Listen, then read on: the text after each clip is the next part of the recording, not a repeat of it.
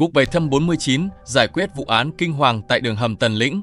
Chuyện kể rằng khi đường hầm vừa bắt đầu khởi công, đã xảy ra hàng loạt hiện tượng quái đản không thể giải thích. Thời kỳ đầu xây dựng, những chiếc máy xúc trong hầm thường chết máy không lý do.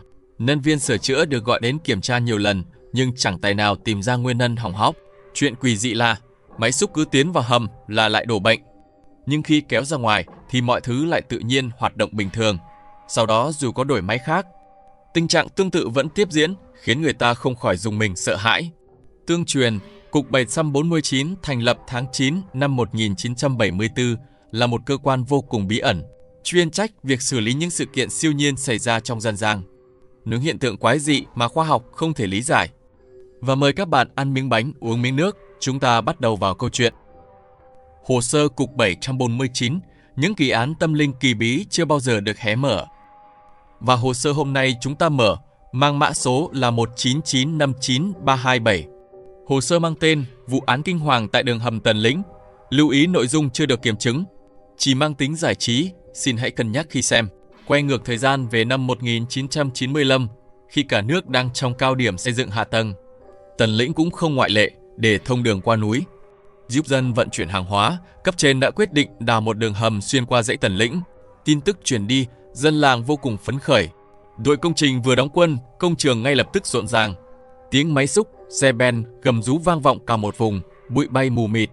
Dân làng đầy hy vọng, nhưng ai ngờ đâu, đường hầm mới đào chưa đầy nửa tháng, thì những quái sự kinh hoàng đã bắt đầu tìm đến. Sự cố đầu tiên xảy ra với máy xúc, công trường có 3 chiếc máy mới nhập khẩu.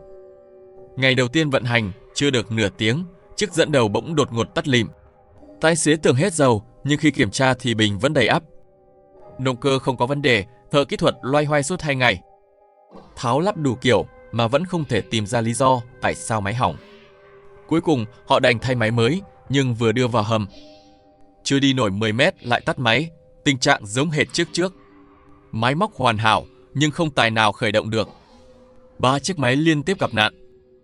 Chỉ huy công trường tức tối chửi bới. Một lão nông biết phong thủy đi ngang qua, thấy họ đang bế tắc liền bảo: cửa hầm này e rằng đã phạm phải thứ gì đó. Các người nên lập một ngôi miếu ở hướng đông nam, thắp hương cầu khấn, biết đâu sẽ yên. Chỉ huy vốn không tin chuyện tâm linh, nhưng tiến độ quá trì trệ, đành coi như có bệnh thì vái tứ phương, thuê vài công nhân, đúng gỗ và bạt vải, dựng một ngôi miếu nhỏ tạm bợ. Sắm sửa lễ vật, nhờ một lão công nhân dành quy tắc thực hiện nghi lễ. Kỳ lạ thay, ngay chiều hôm đó khi máy xúc tiến vào hầm, nó nổ máy ngay lập tức. Công việc diễn ra trôi chảy, chẳng còn hỏng hóc gì nữa. Lúc này công nhân dù không tin cũng phải nể. Sau đó mỗi ngày trước khi bắt đầu đều có người đến thắp hương, tưởng rằng mọi chuyện đã ổn. Nhưng đường hầm càng đào sâu, những quái sự càng dày đặc. Khoảng 1 tháng sau, khi hầm đã tiến vào lòng núi hơn 200 mét, sáng hôm ấy, tài xế máy xúc đang làm việc bên trong bỗng hét toáng lên, lao ra khỏi cabin với vẻ mặt thất thần, da trắng bệch như tờ giấy. Công nhân vây lại hỏi, anh ta run rẩy chỉ vào sâu trong hầm, không nói thành lời. Rắn, rất nhiều rắn. Mọi người hướng đèn pin vào trong, chớp mắt đã chết lặng. Trên vách đất và trong các khe đá toàn là rắn, con nhỏ nhất cũng đã to bằng bắp tay người lớn. Vảy đen bóng loáng, những con lớn hơn thì to hơn cả thùng nước. Đầu to như miệng bát, thè lưỡi trẻ. Tiếng rít xì xì vang lên đầy ám ảnh. Cảnh tượng dày đặc khiến người xem rợn cả tóc gáy. Công nhân hoảng loạn bỏ chạy toán loạn khỏi đường hầm, vứt bỏ cả dụng cụ. Tin tức truyền đến dự án, nhưng người chỉ huy vẫn không hề quan tâm, đập bàn quát: trong núi có rắn là chuyện thường, có gì to tát đâu, hãy dùng máy xúc hất chúng lên, rồi đổ vào xe ben mà chở đi. Chôn hay vứt tùy ý, chiều nay phải tiếp tục thi công. Công nhân không ai dám làm vì dân gian quan niệm rắn có linh tính. Huống chi lại là cả một ổ rắn lớn thế kia, đây chắc chắn là đắc tội với rắn thần. Nhưng chỉ huy đe dọa không làm thì không lương, mọi người đành cắn răng lái máy tiến vào ổ rắn. Một lát sau, tiếng xương gãy vang lên khô khốc. Vô số con rắn bị nghiền nát, máu chảy dọc theo dải xích, mùi tanh nồng nặc bao trùm cả không gian đường hầm. Những con rắn lớn quấn chặt lấy gầu xúc rồi bị hất văng ra xa, co giật trên mặt đất. Những con bò vào khe xe ben bị công nhân dùng xẻng đập chết. Loay hoay suốt cả buổi sáng, tổng cộng chở đi 3 xe tải đầy. Xác rắn trong thùng xe chất thành đống, máu thấm cả ra ngoài. Dọn dẹp xong xuôi, công trình lại được tiếp tục. Lòng công nhân đầy bất an, linh tính báo hiệu chuyện chẳng lành. Và quả nhiên, vài ngày sau, tai họa thực sự đã giáng xuống. Sáng hôm ấy, 8 người công nhân từng tham gia xử lý ổ rắn bỗng nhiên như kẻ mất hồn, chạy điên cuồng trong hầm, miệng gào thét: "Đừng đuổi theo tôi sai rồi." Rồi họ đồng loạt lao đầu vào vách đá, cứ thế đập đầu liên hồi, tiếng va đập vang dội. Mọi người cố ngăn cản nhưng vô ích. Chỉ ít phút sau, cả 8 người gục xuống, đầu vỡ nát, hơi thở đã tắt lịm. Những người không tham gia giết rắn thì không hề hấn gì. Sự việc khiến công trường náo loạn, không ai dám vào hầm nữa, công trình bị đình trệ. Chỉ huy đành lo hậu sự, bồi thường cho gia đình nạn nhân, tăng lương cho người ở lại, mua cả đống hung hoàng về rải khắp hầm để trừ tà. Năn nỉ mãi, công nhân mới chịu quay lại làm việc. Nhưng sự yên ổn chỉ kéo dài đúng 3 ngày, chuyện lạ lại tái diễn. Một chiếc máy xúc khi đang làm việc ở sâu trong hầm, gào xúc bất ngờ bị kẹt. Dù điều khiển thế nào cũng không lay chuyện được. Tài xế và 2 công nhân xuống xem, liền sững sờ tại chỗ. Dưới gầu xúc là một tấm bia đá khổng lồ, phủ đầy rêu phong. Trên bia khắc những dòng chữ đỏ sẫm, hơi mờ, nhưng vẫn nhìn rõ dòng chữ: "Nếu thấy hãy tránh đường." Phía dưới cùng là tên của Lưu Bá Ôn. Ai biết về lịch sử đều hiểu đó là vị mưu sĩ nổi tiếng thời nhà Minh. Công nhân hoang mang, vội báo lên cấp trên. Lúc này, một lão công nhân bản địa mới kể: "Ông nội tôi từng nói, Chu Nguyên Chương sau khi dựng nhà Minh thường mơ thấy một con rồng bay ra từ Tần Lĩnh.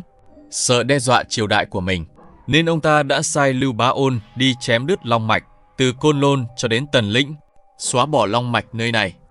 Tấm bia đá này có lẽ chính là thứ Lưu Bá Ôn để lại năm xưa. Nghe vậy, mọi người càng thêm kinh hãi, liên tưởng đến cái chết kỳ dị của những đồng nghiệp trước đó. Cùng với tấm bia của Lưu Bá Ôn, ai nấy đều không dám động thủ. Nhưng chỉ huy kia vẫn không tin, đập bàn quát: "Long mạch gì chứ, chỉ là mê tín. Tiến độ không thể chậm trễ, lấy thuốc nổ phá nát tấm bia rồi đào tiếp." Công nhân đành làm theo, đặt mìn quanh bia đá. Một tiếng nổ lớn vang lên, bia đá nát vụn thành đống dưới chân.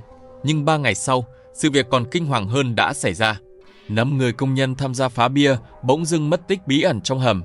Mọi người tìm kiếm khắp nơi nhưng không thấy tung tích.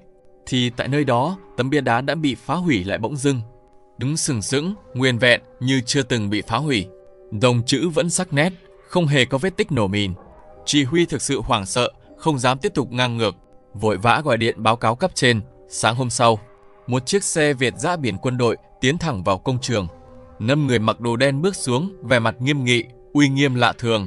Công nhân sau đó mới biết, đó chính là người của cục 749.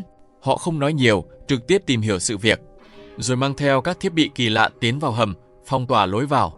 Suốt 3 ngày, chẳng ai biết chuyện gì xảy ra bên trong. Chỉ thỉnh thoảng nghe thấy những âm thanh lạ như tiếng diều bay hay tiếng đá va đập ầm ầm. 3 ngày sau, người của cục 749 bước ra, thông báo mọi vấn đề đã giải quyết. Công trình có thể tiếp tục, sẽ không còn quái sự nào nữa. Chỉ huy vội hỏi về 5 công nhân mất tích, nhưng người đứng đầu chỉ nhìn ông ta, lạnh lùng đáp: "Đừng hỏi quá nhiều. Những gì cần biết chúng tôi đã xử lý, họ không về được nữa đâu." Nói xong, họ lên xe vút đi trong chớp mắt.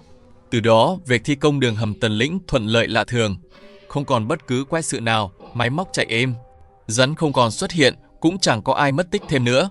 Cuối cùng đường hầm cũng hoàn thành đúng hạn. Ngày thông xe, dân làng ăn mừng rộn rã. Nhưng những người từng làm ở công trường năm ấy, chẳng ai dám nhắc lại chuyện cũ. Mỗi lần đi qua hầm Tần Lĩnh, nhị thúc tôi thường bảo, dưới đó chẳng biết còn đè ép những gì nữa. Người của cục 749 đã làm gì? Những công nhân xấu số đi về đâu? Những chuyện đó, cả đời này chúng ta cũng chẳng thể nào biết được.